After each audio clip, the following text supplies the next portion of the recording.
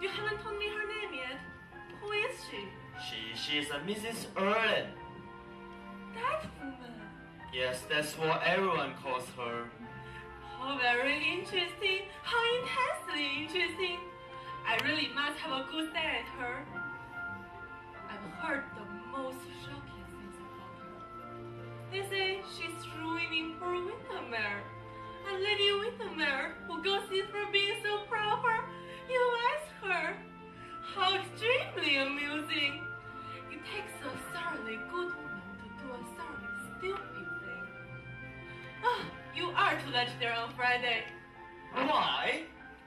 Because I want to take my husband with you. He has been so attentive lately that he has become a perfect nuisance. I assure you, women of that kind are most useful.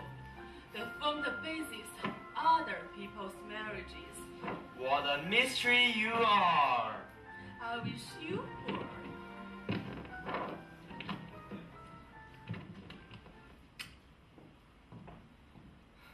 Her coming here is monstrous, unbearable.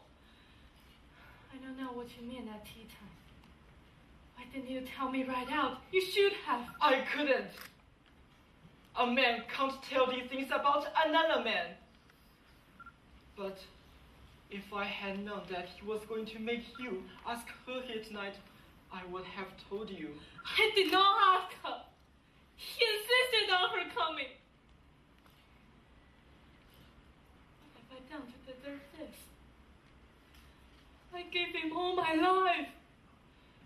He took it, used it, spoiled it. And I'm degraded in my own eyes. I'm a coward.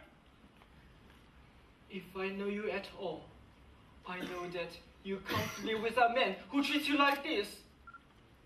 What sort of life would you have with him?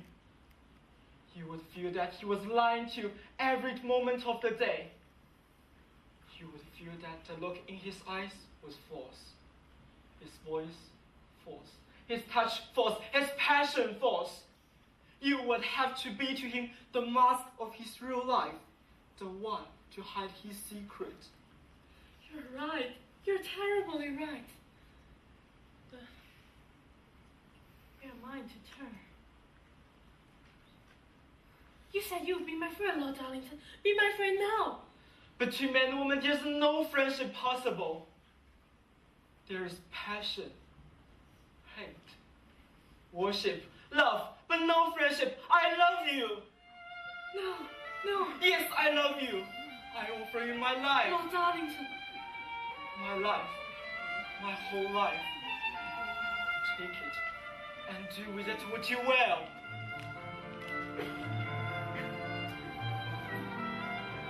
I love you. Love you as I have never loved any living things. Loved you blindly, adorably, madly.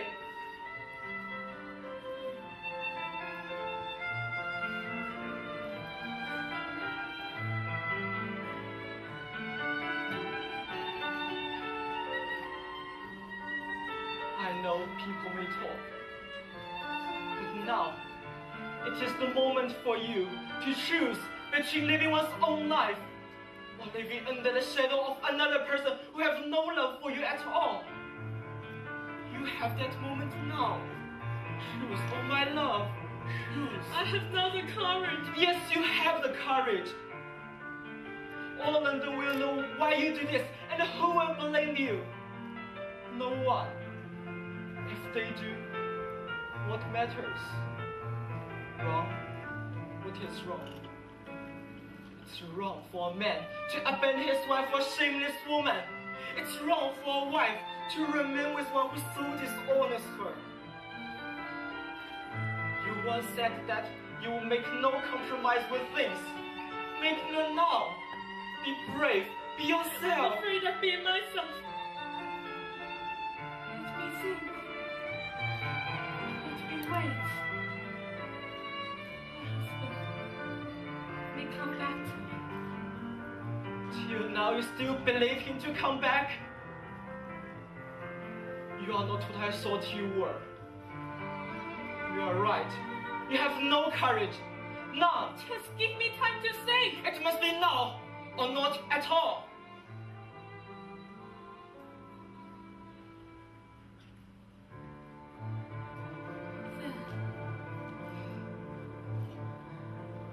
Not at all.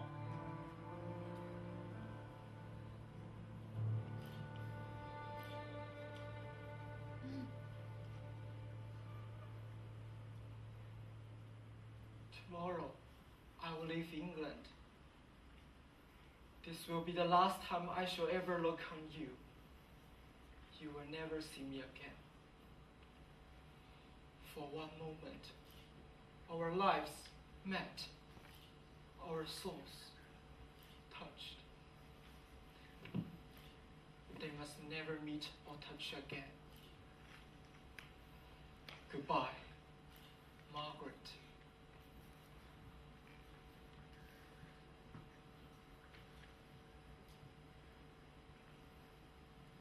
How long I'm in life. How terribly long. Dear Margaret, I have just been having such a delightful chat with Mrs. Erlin. I'm so sorry for what I said to you this afternoon about her. Of course, she must be all right if you invite her. A most attractive woman, and has such a sensible views on life. Can't imagine why people speak against her. But where's Agatha? There she is. Mr. Hopper, I am very, very angry with you. You have taken Agatha up on the terrace, and she's so delicate. All for the story, Duchess. We went out for a moment, and then got chatting together. About dear Australia, I suppose. Yes. Agatha, darling. Yes, Mama. Did Mr. Hopper definitely? Yes, Mama. And what answer did you give him? Yes, Mama. My dear one, you always say the right thing.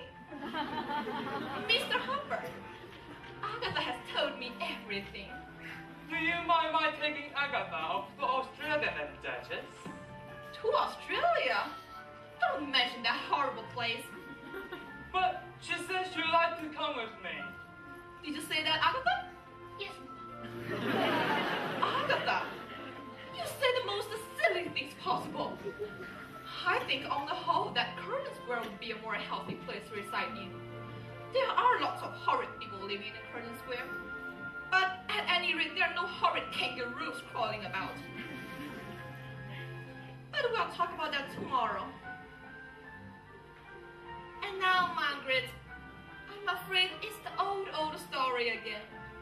Love, well, not love at the first sight, but love at the end of this season, which is much more satisfactory. Bye, Duchess.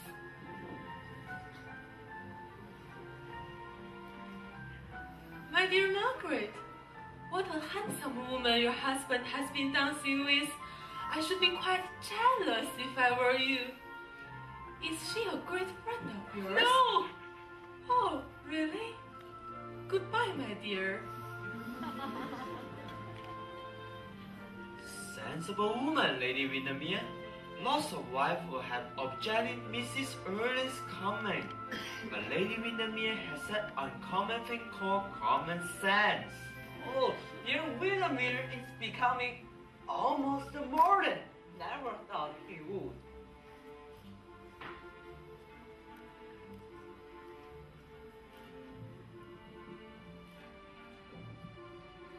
Good night, Lady Windermere. What a fascinating woman Mrs. Erling is. She's coming to lunch on Thursday. Won't you come too? I'm afraid I'm engaged, Miss Jagger. Oh, so sorry.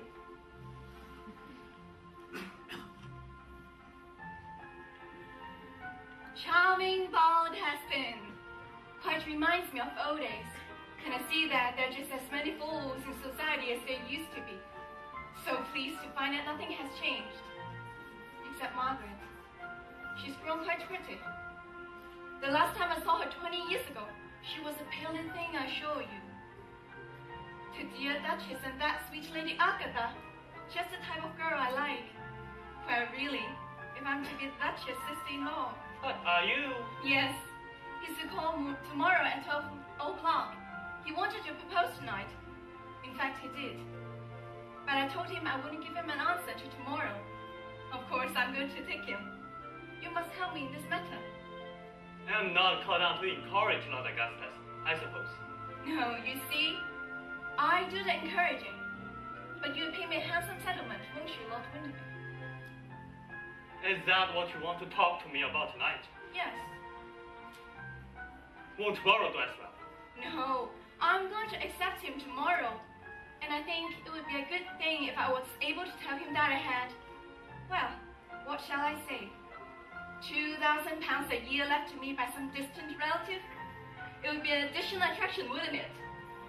But seriously, what do you say to £2,000? £2,500, I think.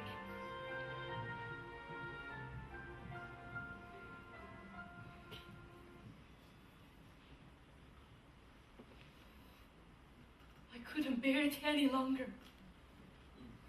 Tonight, a man who loved me offered me his whole life. I refused it. It was foolish of me. I will offer him mine now. I will go to Lord Darlington.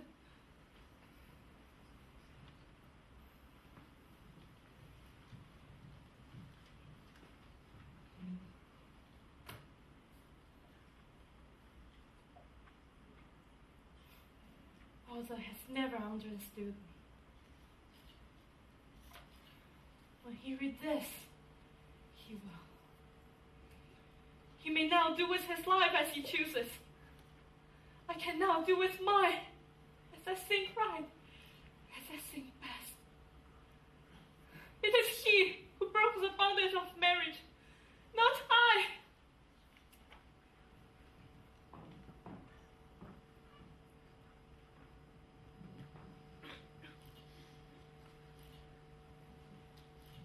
Is Lady Windermere still in the ballroom? Her ladyship has just gone out. Gone out? She's not on the terrace? No, madam, her ladyship has just gone out of the house. Out of the house? Yes, madam, and her ladyship has written a letter for his lordship on the table. Thank you.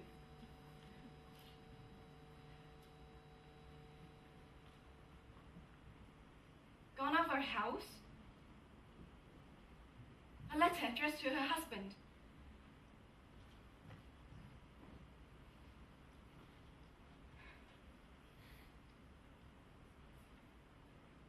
Why do you remember now the one moment 20 years ago? The one moment of my life I most wish to forget.